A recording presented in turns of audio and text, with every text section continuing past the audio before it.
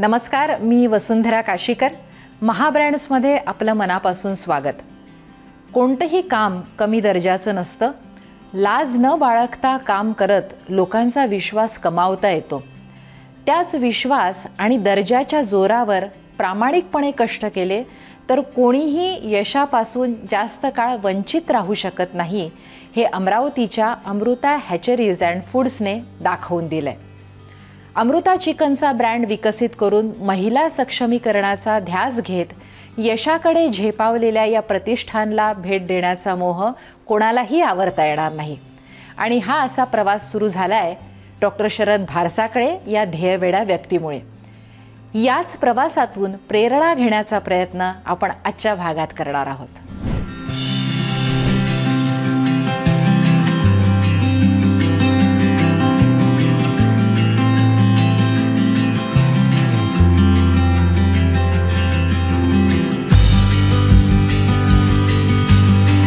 मी 1990 BVSC pass झालो आणि BVSC याच्यासाठी शिकलो होतो की निघाल्यावर नोकरी लागते गव्हर्नमेंटची. तर गव्हर्नमेंटची नोकरी लागली नाही, खूप सॅच्युरेशन होतं आणि काहीतरी करावं, चरितार्थासाठी काहीतरी पाहिजे. तर काही दिवस नोकरी केली प्रायव्हेट कंपनीमध्ये आणि मग पोल्ट्रीमध्येच नोकरी करत असताना असं वाटलं की आता आपलं स्वतःचं काहीतरी असावं. तर ही 1995 ही फॅक्टरीची सुरुवात केली. त्यावेळी जवळजवळ बँकांचं 18% व्याज असायचं आणि बँक काही मॉर्गेज देण्याकरिता काही आपल्या जो प्रॉपर्टी नसल्यामुळं बँकासुद्धा उभं करत नव्हत्या. तर अशा परिस्थितीमध्ये काही पैसे भावांनी त्यावेळेस मदत केली पैशाची आणि अनुभवच असल्यामुळं हा धंदा सुरू केला. पण या विदर्भामध्ये हे 48 डिग्री टेम्परेचर, ते पोल्ट्री नव्हती या विदर्भामध्ये, पण थोड्या प्रमाणात काही कंपन्यांचे खाद्य इथे विकल्या जाय आणि हे खाद्य बनवणं म्हणजे फार मोठे असं रॉकेट सायन्स समजायचं. एकही फॅक्टरी इथे असल्या प्रकारची एकही फॅक्टरी इथं नव्हती. काही मोठ्या कंपनी हिंदुस्तान लिव्हरसारख्या फॅक्टरी इथं फीड बनवण्याच्या होत्या. पुण्यापर्यंत इथं कोणी खाद्य बनवतं. या विदर्भामध्ये खाद्य बनवणं शिकवलं असेल तर doctor Sharad Bharsakade Shrikrupa poultry feeds Amruta hatcheries. तर आणि आता तर प्रत्येकजण हे खाद्य बनवते आणि या खाद्य बनवायच्या आर्ट सर्व लोक शिकल्यामुळंच ह्या धंद्यामध्ये खूप लोक प्रोग्रेस करत आहेत आणि हा धंदा प्रामुख्याने विदर्भात वाढत आहे. त्यावेळी हा धंदा विदर्भामध्ये 1992-95 नगण्य होता आणि हा धंदा एक रिस्क घेऊन आपण सुरू केल्यामुळं निरनिराळे फार्मर्सना प्रोत्साहन देऊन हे लोक उभे केलेत आणि याचं अनुकरण करून मग बाकी लोक या बिझनेसमध्ये उतरलेत. आता नाशिकच्या पाठोपाठ या विदर्भामध्ये सुद्धा त्याच्या पाठोपाठच इथे पोल्ट्रीचं व्यवस्थापन, लेअर फार्मिंग, ब्रॉयलर फार्मिंग, खाद्य निर्मितीचे कारखाने आता असंख्य इथे या विदर्भामध्ये निर्माण झाले. पूर्ण भारतामध्ये एक करार पोल्ट्री शेती सुरू झाली, करार पद्धतीचं पोल्ट्री फार्मिंग. त्यामुळं काय झालं की ओपन फार्मिंगमध्ये पक्षी टाकणारे लोक फार कमी झालेत. त्यामुळं या ज्या फॅक्टरीला हा बिझनेस मिळेनासा झाला. खाद्याला एवढी डिमांड नव्हती. तर मग काय करायचं विचारात पडलो. तर हे फॅक्टरी तर चालू ठेवायचीच आहे आणि समोर आणखी रोजगार निर्मिती करायचीच असल्यामुळं एक हॅचरी आणि ब्रीडिंग फार्मची निर्मिती झाली, जी अमृता हॅचरीज आणि फूड्स या नावाने.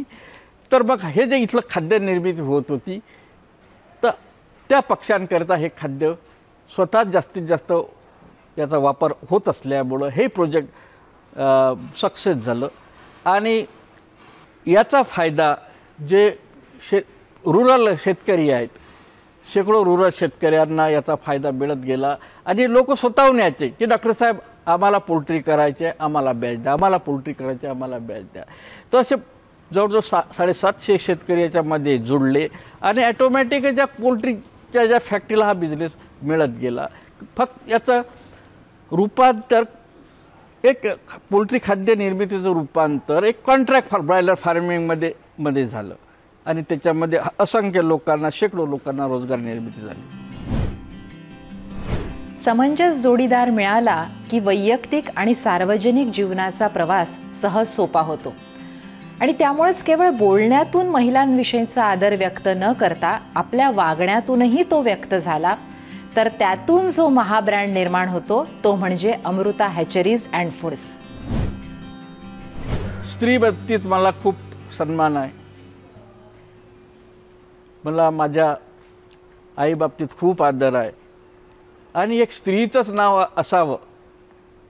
नेमकंच मला एक स्त्रीरत्न झाला आणि मी म्हटलं तिचं नाव अमृता नाव तिचं ठेवून दिलं. प्रत्येक मनुष्याच्या मागं एक इन्स्पायरिंग व्यक्ती असतोच. तर इन्स्पायरिंग व्यक्तीच्या मध्ये मी माझ्या पत्नीचं नाव घेईल. मी थोडासा ॲग्रेसिव्ह स्वभावाचा आणि ती मात्र एक संयमी, ऐकून घेणारी स्त्री असल्यामुळं मला तिने नेहमीच, जेव्हा मी रागावलो किंवा अपसेट झालो तर तिने मला सांभाळलं आणि त्यामुळं मी योग्य वेळी योग्य निर्णय घेऊ शकलो. आता सध्या माझ्या मिसेसची ती जबाबदारी आहे की आता ती हिशोब बघणे, अकाउंटिंग बघणे, तिला त्याची आवड आहे. त्यामुळं तिने ती जबाबदारी घेतल्यामुळं मी एक मोठे डिसिजन घेऊ शकत आहे. आणि आमचं अरेंज मॅरेज, कांद्या पोह्याचा कार्यक्रम झाला आणि आमचं लग्न झालं. आणि लग्नाच्या वेळी सर प्रायव्हेट जॉब करत होते आणि 1995मध्ये बिझनेसला सुरुवात केली. मुलं लहान होती तेव्हा माझी घर आणि मुलं सांभाळण्यात माझा वेळ गेला. आता मुलं जशी मोठी झाली तशी मी 2013पासून इथे बिझनेस जॉईन केला सरांसोबत आणि इथलं फायनान्स डिपार्टमेंट मी सांभाळते.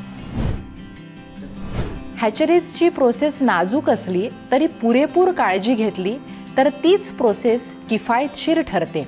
त्याचा वेगवेगळ्या पद्धतीनं उपयोगही करता येतो.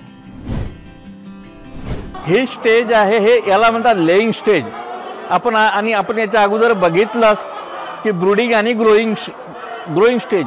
तिथे ब्रूडिंगमध्ये पक्षी 6 दिवस राहतात आणि 6 ते 16 आठवड्यापर्यंत त्या ग्रोअर शेडला राहतात आणि तिथनं इथे येतात. तर याला म्हणतात लेईंग स्टेज. आणि हे इथे जवळजवळ 64 आठवडे राहतील. याच्यामध्ये इथे यांच्यापासून जी अंडी निघतात त्यांच्यापासून पिल्लं काढतो आणि ते पिल्लं काढण्याचं काम हॅचरी आहे. इथनं जवळजवळ 10 किलोमीटरवर तिथं हॅचिंग याचं अंड्याचं केलं जाते आणि ते जे पिल्लं आहेत, तयार झालेली पिल्लं, ते शेतकऱ्यांना दिले जातात वाढवण्याकरता. ही आहे हॅचरी. या हॅचरीमध्ये 21 दिवस अंडी ठेवल्यानंतर त्याच्यातून पिल्लून चिक्स निघतं. याच्यामध्ये एक मशीन सेटर आणि दुसरी आहे हॅचर. सेटरमध्ये 18 दिवस अंडी राहतात आणि हॅचरमध्ये 3 दिवस अंडी राहतात. तर एक विशिष्ट टेम्परेचर याच्यामध्ये मेंटेन केलं जातं आणि ह्युमिडिटी मेंटेन केलं जातं. याच्यामध्ये 24 तास 3 शिफ्टमध्ये काम केलं जातं. एक तासाने याचं टेम्परेचर, ह्युमिडिटी हे कर्मचारी लोक नोंद घेतात. जर टेम्परेचर आणि ह्युमिडिटीमध्ये काही जास्त फरक पडला तर उत्पादनावर याचा परिणाम होतो. तर इथे स्वच्छतेचा पूर्ण शेड्यूल ठेवला जातो जंतुनाशकाचा. जर तुम्ही शेडमध्ये जरी एंट्री केली असाल, तिथे पाणी टाकलेलं आहे त्या पायदानामध्ये, त्याच्यामध्ये विशिष्ट प्रकारचे जंतुनाशकं टाकले जातात आणि प्रत्येक शेडमध्ये चढताना पायदानामध्ये जंतुनाशकाचं पाणी टाकलं जातं आणि याच्या कीटकनाशकाचा, जंतुनाशकाचा एक स्प्रेइंगचा शेड्यूल ठेवला जातो तज्ज्ञ लोकांच्या मदतीनं आणि त्याप्रमाणे याचा हायजेनिक आणि डिसइन्फेक्शन प्रोग्राम याचा राबवला जातो. सध्याच्या परिस्थितीत आमच्या विदर्भामध्ये याचं काही जास्त लोक उपयोग करत नव्हता, पण आता जेव्हापासून हे पश्चिम महाराष्ट्राचं बघून याचा उपयोग शेतीसाठी करायला लागलेत आणि त्याच्यामुळं शेतकऱ्यांच्या उत्पन्नामध्ये खूप काही वाढ झालेली आहे. शेतकरी आणि महिला हे दोन्ही समाजाचे महत्त्वाचे घटक आहेत. त्यांना विकासाच्या प्रक्रियेत सामावून घेणं नेहमीच आनंददायी असतं. तर जवळजवळ रोजगार निर्मिती करिता आमच्या जवळजवळ इथे पूर्ण युनिटमध्ये 100 लोक इथे काम करतात. आणि माझा उद्देश हाच राहिलेला आहे की माणसाच्या हाताला कसं काम भेटल, ॲटोमेशन न करता माणसाच्या हाताला काम कसं भेटल हा माझा उद्देश असतो. स्त्रिया हे अंडे कलेक्शन, क्लिनिंग हे अतिशय उत्तम रीतीने करतात. शेतकऱ्यामध्ये आम्ही या जे आमच्यापासून चिक्स निघतात त्याचं संगोपन शेतकरी करतात. त्या शेतकऱ्यांना आम्ही पिल्लं देतो, खाद्य देतो आणि त्यांना संगोपनाचे सल्ले देतो. आणि एक 40 दिवसानंतर त्यांना एक 6 ते 6.5 रुपये प्रति किलो प्रमाणे एक फिक्स इन्कम आम्ही देतो. असे जवळजवळ आमच्याजवळ 700 छोटे मोठे फार्मर्स, छोट्या मोठ्या स्त्री फार्मर्स असे जोडलेले आहेत.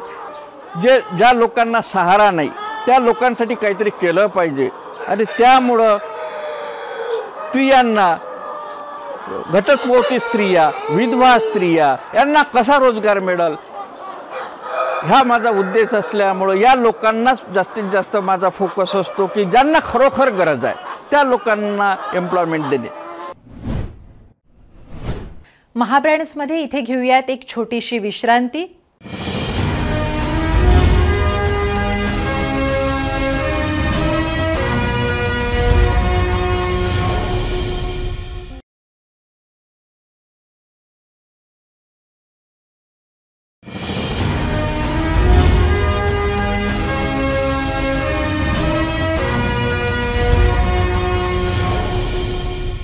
विश्रांतीनंतर पुन्हा एकदा महाब्रँड्समध्ये आपलं मनापासून स्वागत.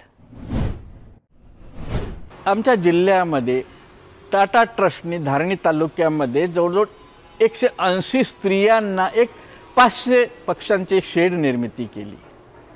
आता शेड निर्मिती तर झाली, पण त्यांचं प्रोडक्शन कोण करणार, तर त्याची जबाबदारी आम्ही अमृता हॅचरीच्या या कंपनीने आम्ही स्वीकारली. आणि ते जवळजवळ 4 वर्षाप्रमाणे एक सक्सेसफुली आम्ही ते करून दाखवतो. साधारणतः एक जी स्त्री आहे तिला 1000-2000 रुपये फार दुर्मिळ असायचे, तर ती सहज आता महिन्याचे 4 ते 5,000 रुपये ॲश्युअर्ड इन्कम आम्ही 500 कोंबड्यांवर त्यांना एक निर्माण केलेला आहे. कोविडच्या काळामध्ये या कोंबड्यांचे रेट कमी होण्याशी त्या कोविडचा काही संबंध नव्हता. पण प्रसारमाध्यमामध्ये, सोशल मीडियामध्ये जे काही झालं की बाई या कोंबडी खाल्ल्यानं कोरोना होतो, या बातमीमुळं या देशामधला पोल्ट्री व्यवसाय पूर्ण बुडाला. लोकांचे वर्किंग कॅपिटल पूर्ण गायब झालेत. तसं माझंसुद्धा झालं. आम्ही जवळजवळ 2-3 महिने आम्ही 2 रुपये किलोनी कोंबड्या विकल्या. जवळजवळ आमचा 8 कोटीचं महिन्याचं ट्रान्झॅक्शन, 8 ते 24 कोटी जसे की आमचे डुबल्यासारखे झालेत. आणि नंतर जो पैसा उभा करावा लागला, मला हे माहीत होतं की ह्या अफवेमुळं लोकांनी याच्यावर थोडंसं पाठ फिरवली आहे. हे 2-3 महिन्यामध्ये ह्या खायला लोक येतील, कारण याच्याशिवाय माणूस जगू शकत नाही. आम्ही तेवढा ताण पैशाचा सहन केला आणि धंदा पुन्हा उभा केला. ग्राहकांचं समाधान हेच अमृता हॅचरीजचं प्राधान्य असल्यामुळे ग्राहकांना उत्तम दर्जाचं चिकन उपलब्ध करून देण्यावर वेळोवेळी संशोधन केलं जातं. त्यात भारसाकळे यांची पुढची पिढीही सहभागी झाली आहे. मी अमृता आहे.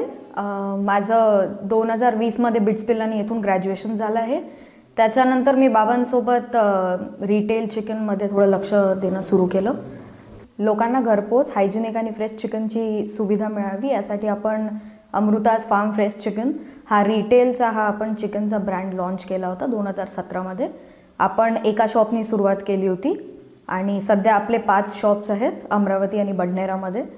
आम्ही जेव्हा शॉप सुरू केले होते त्याआधी जसं नोटीस केलं गेलेलं आहे, सगळे असे रोड साईड वेंडर्स असायचे चिकनसाठी, किंवा अशा भाजीपाला मार्केटमध्ये जिथे लेडीज थोड्या हेजिटेट करतात जायसाठी.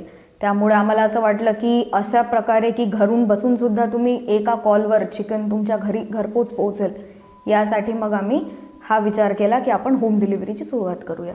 तर आपली सुरुवात अशी होती की जर कस्टमरला ऑर्डर करायचं आहे चिकन तर ते टेलिकॉलिंग थ्रू करायचे. मग आम्हाला वाटलं की हा थोडा कॉम्प्लिकेटेड आहे प्रोसिजर, त्यामुळे मग आम्ही विचार केला की एक युजर एक्सपिरियन्स सोपी करण्यासाठी आम्ही एक ॲप लॉन्च केलं, जेणेकरून फोन केल्यापेक्षा तुम्ही एका क्लिकवरच तुमची ऑर्डर प्लेस होऊन जाईल. आणि त्याला आता अजून आम्ही इम्प्रूव्हमेंट करत आहे आणि कस्टमरचा एक्सपिरियन्स अजून सोपी बनवण्यासाठी आम्ही रिपीट ऑर्डरची पण त्यात सिस्टीम टाकली आहे की जेणेकरून तुम्ही हिस्ट्रीमध्ये जाऊन तुमची ऑर्डर टॅप केलं की ती तुमची रिपीटेड ऑर्डर तुम्ही परत पण मागवू शकता. तर सध्याच्या परिस्थितीमध्ये आजकालची मुलं खूप शार्प आहेत नवीन नवीन टेक्नॉलॉजीसाठी, आणि आमचं होम डिलिव्हरी, चिकन शॉप आणि त्याच्यामधले अकाउंटिंग, त्यांच्यामध्ये डिलिव्हरी सिस्टीममध्ये बऱ्याचशा उणिवा होत्या. तर तिने त्याच्यामध्ये लक्ष घालून आमच्या कर्मचाऱ्यांच्या सोबत राहून तिने सॉफ्टवेअर डेव्हलप केलेत. बल्क ऑर्डर्ससाठी आपण रेट स्लॅब्स, डिस्काउंटचे स्लॅब्स बनवलेले आहेत डिपेंडिंग ऑन द किती क्वांटिटीमध्ये कस्टमर घेत आहेत. त्यामुळे जर तुम्ही बल्क ऑर्डर करत असाल तर तुम्ही ते डिस्काउंटचा सुद्धा उपभोग घेऊ शकता.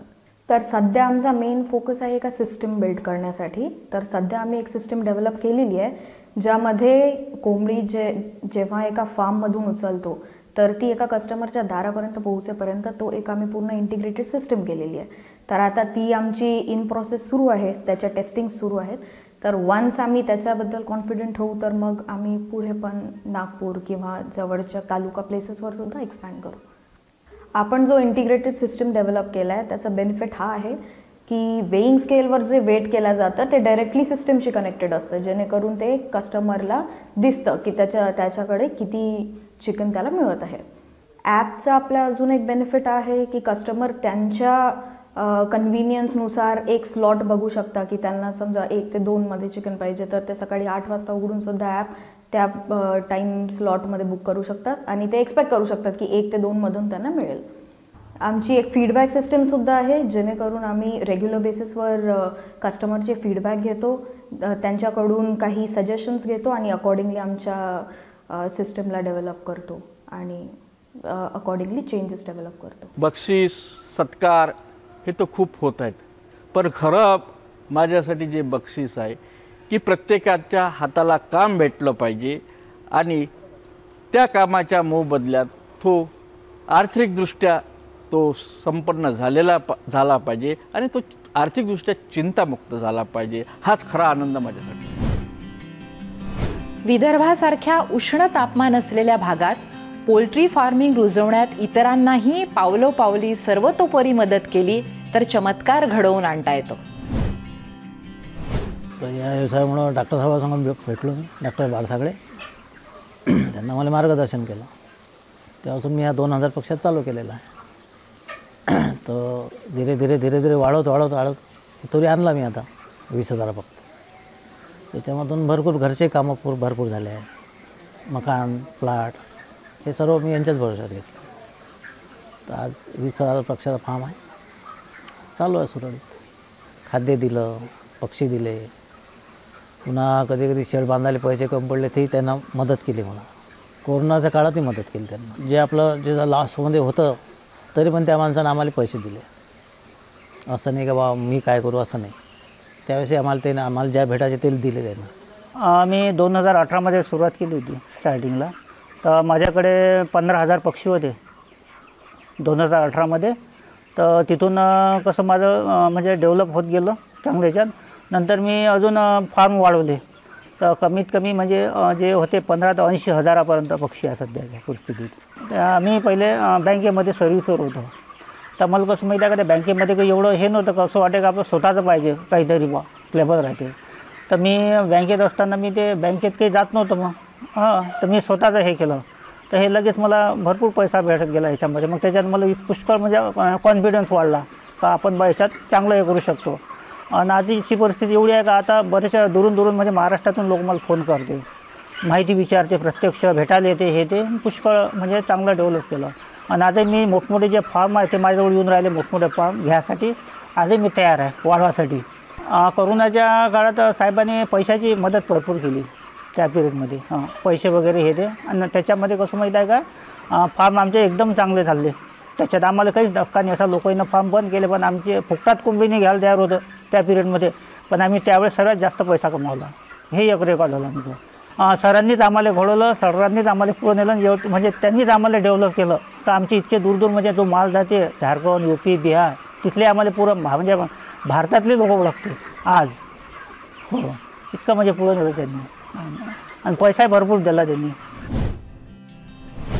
अमृता हॅचरीज अँड फूड्सच्या रूपानं सुरू झालेली प्रगती अखंड सुरू राहो आणि त्यातून समाजाच्या प्रत्येक घटकांच्या आर्थिक सुबत्तेची पहाट उगवत राहो या सदिच्छांसह आज इथेच थांबूया.